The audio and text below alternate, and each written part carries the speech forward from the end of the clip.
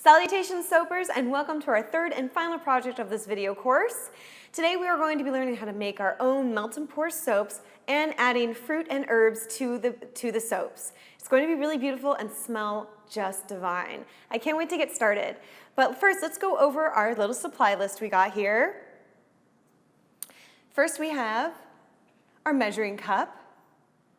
I'm probably going to use about 3 cups, so make sure that your measuring cup has at least 3 cups in the measuring cup department. And next I have just a smaller one. It doesn't really matter. I'm using it just to hold water because we're going to need this later on for when we're working with the herbs that we have. And of course I have my handy dandy stick mixer, always on hand. We also have our glass mixing bowl. We're going to be using the microwave for some of this project, so we need to make sure that it's microwave safe. And also we have our knife. Doesn't really matter what kind of knife you have. I am using this a food prep knife though, because I'm just going to be using it just for our food. And of course I have some parchment paper down here because I am going to be working with lemons and lemon juice, and it's probably going to get a little bit messy in my area. So this just helps make it everything neat and clean. For this project I'm using lemons. You can use any citrus fruit that you like, but I love lemons. As you guys can tell from all of our videos, it has lemon essential oil in it. So I'm going to use lemons. And I also have some sage here. You guys can use whatever herbs you like, just as long as they're fresh. I also have my glycerin soap base, and this one is olive oil soap base. As you guys can see, it's a little bit yellowy. It's not completely clear. And I kind of like that because aesthetically, it's going to go really well with the lemons and the green sage and this type, almost yellow translucent kind of color. It's going to be really pretty. But of course, you guys can use whatever base you like. And again, I have my lemon essential oil here. I have a couple coffee filters. And I have the same silicone mold we used in Project 1. We also have our little paring knife as well. So those are supplies we'll be using today in our project. So let's get started. Okay, so the first step that we're going to do is I'm just going to cut up our glycerin base into bite-sized pieces. I wanted to see how much glycerin soap base we needed for this project. So what I did is I added some water, about 3 cups full in our measuring container. And then I filled it up into our silicone molds. And I could see that about 3 cups water really works out well for filling up my molds. This is a great way to kind of measure how much of your soap base you'll need. So you don't cut too much or too little and you have to go back and forth, back and forth. So that's a little trick that I really recommend to you guys to try out. So I'm just going to cut with my paring knife. You guys can use whatever knife you want, but this one is kind of my designated soap knife. So it takes a little bit of effort, but it works just fine.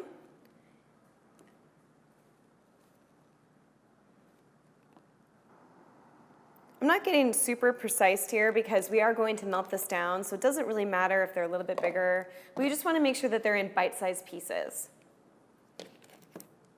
So I'm going to keep repeating this process until I get about to 3 cups. Okay guys, I think I made it probably about till 3. It's a little bit higher than that, and that's okay because when it melts down, we're going to need a little bit of wiggle room here. So I tried to get it exact, but if you go a little bit over, that's fine too. So we're going to go ahead and just set that aside. And now we're going to cut up our fresh lemons.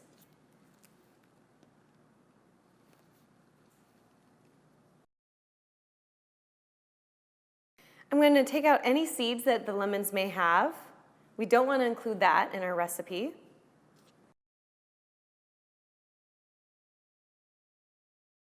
So I'm going to take our little lemons chunks here, and I know it's not very pretty, but I'm not really going for that. I'm going to make them into almost like a puree type thing. If you guys want to use lemon slices, that's fine too, but I'm going to go ahead and make them into little chunks here.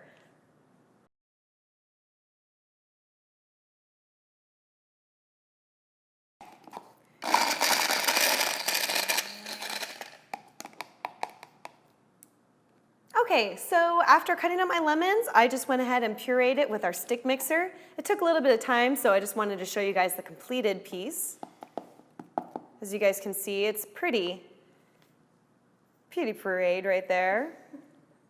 Nice and mixed up. That's exactly what we're looking for.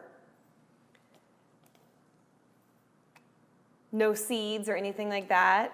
I did keep the rinds on because that's actually the part that smells the best. So go ahead and you don't have to worry about peeling your citrus fruit or anything like that. Just go ahead and keep it as is. Next up, I'm going to repeat this process with the sage herbs that I have.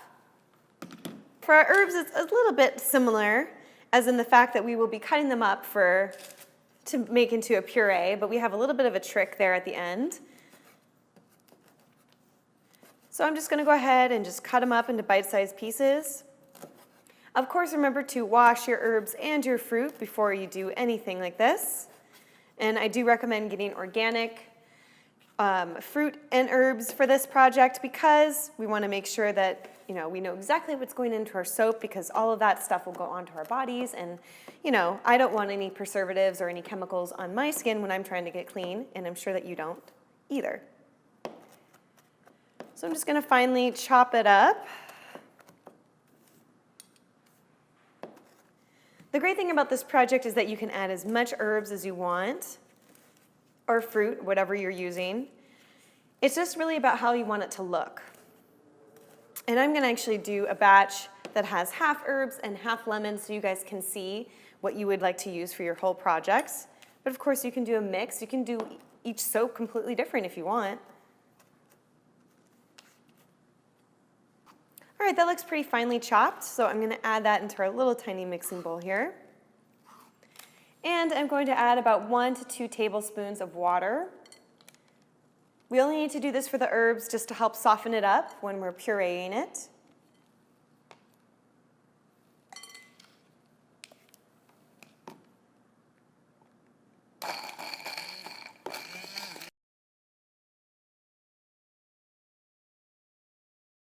Okay, now that we are done with that, I'm going to just take our coffee filters, and this helps get rid of all the excess water that we have, because we did add some extra water there, and so that's just going to make it all soft and dry here.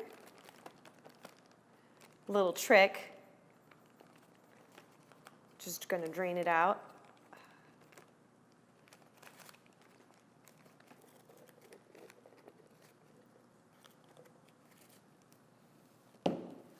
Now that we have all of our little ingredients ready to go and prepped, we're going to go ahead and melt down this glycerin. I'm going to put this glycerin in our clear microwave safe bowl, and I'm going to hit it on microwave for about 30 seconds. So I'm going to go ahead and do that, and I'll meet you guys back in a minute. All right, guys, welcome back. I have my mixture here, and it's all nice and poured into a liquid state, thanks to my handy-dandy microwave.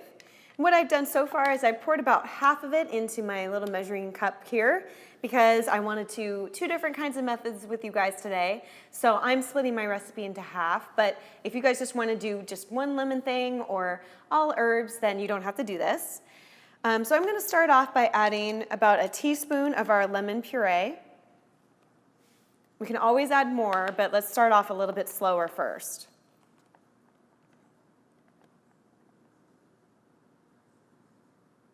And I'm just mixing it up in here.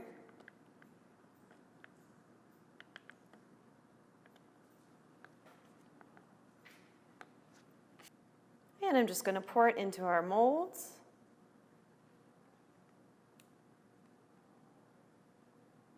And the bigger pieces of our lemon puree are going to settle at the bottom. So they're going to be the first thing you see when we unmold these guys, which is very, very pretty.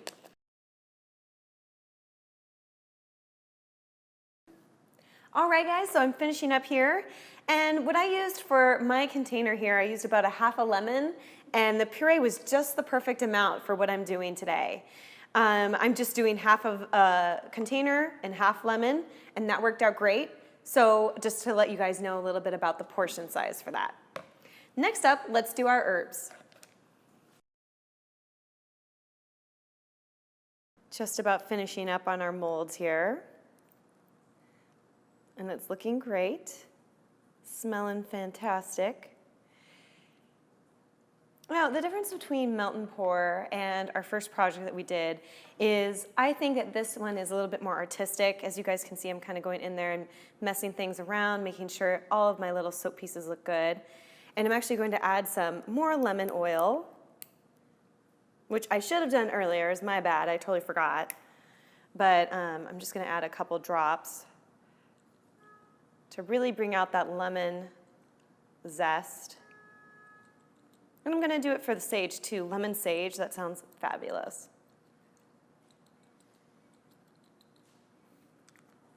I'm going to give it a quick stir. You may notice that some of my soaps have a little bit of froth on top or little bubbles or something like that. I'm going to take care of that with our alcohol solution that I told you guys about in our first project.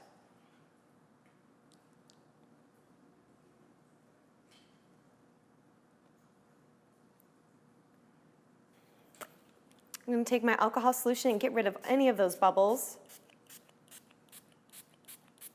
that we may have on top. Our final step here is I'm going to pop this in the freezer for about 2 hours until it's completely solidified. Remember, these will be see-through. They will not turn completely white or anything because of the base that we're working with. So it's okay if it's a little bit see-through, as long as it's solidified and hard, then you're ready to pop them out of the freezer. Once they're out of the freezer, they are ready to go. You can go ahead and send them to your family, friends, or just use them yourself, but make sure that you know that this has a shelf life about 3 to 4 months. We're working with fresh fruit, so that does mean that it will mold, but because we are using the glycerin base, it will extend its lifetime. So just make sure that you know that this soap isn't going to last forever, but that's okay because you know how to make more. Welcome back, everyone. It's been a couple hours and I just popped my soap out of my silicone molds and they look beautiful. I'm so thrilled with how they turned out. And I'm just going to take a rag and polish up these guys a little bit because they are straight out of the freezer, so they're a little frosty there, and we want to kind of just make them look really presentable and pretty. And I want everyone to see the little layers of all our little beautiful lemon layers we got going on in there. And that is just so pretty. And you can put, if you wanted to, you could put lemons and herbs together in one, or you could put like a little toy in there, or maybe even some glitter or something fun. I really want you guys to get creative out there and come up with new different ways to make your soap sparkle. Next, I'm going to polish up my sage one. And this one just turned out just as lovely. And together, they look great together. You know, it would be great if you did a lemon and sage gift bag for friends, families, birthday parties. You know, maybe the chopping up of the fruits and herbs aren't for kids necessarily, but pouring and mixing your own soap would be great for any kid's birthday party, of course, with parent supervision. But this is a great little takeaway from any parties or get-togethers with friends. And the final step, just like what we did with Project 1, is I'm going to take my paring knife and just get rid of any harsh lines, just to make the soap a little bit more professional looking and a little bit softer to the touch.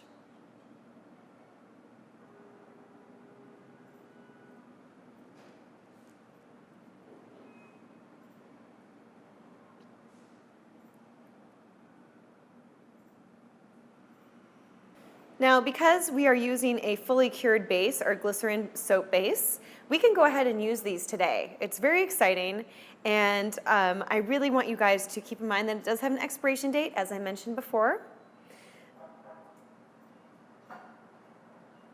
But that's okay.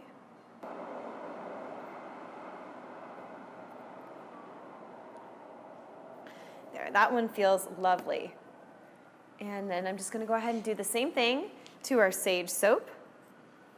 And we are done. I had a lot of good, clean fun with you today. And of course, I would love to see your own recipes and soaps that you make inspired from this course, or maybe straight up recipes you learned today. Go ahead and tweet me those photos or tag me on Instagram at Zilla308. And of course, you can contact me in the links provided below. Thank you so much, soapers, for joining me on this fun adventure. In our first episode, we learned about how to make our own soap with lye, and we didn't get hurt because we used it safely. And we also learned how to make dishwashing soap. And finally, today, you just learned how to make melt and pour soap with real fruit and herbs. And it was so much fun. And we also learned a lot of other fun informational things like how to sell your soap and what coloring is. We also learned a bunch of other little fun things like how to sell your soap, what coloring is, what different soap base you should use, and what additives work and don't work. Remember, we talked about essential oils and which ones are poisonous and which ones are totally fine to use. And of course, we had our 3 awesome projects. So I know you learned a lot, and I had a lot of fun teaching you today. So I look forward to seeing you soon.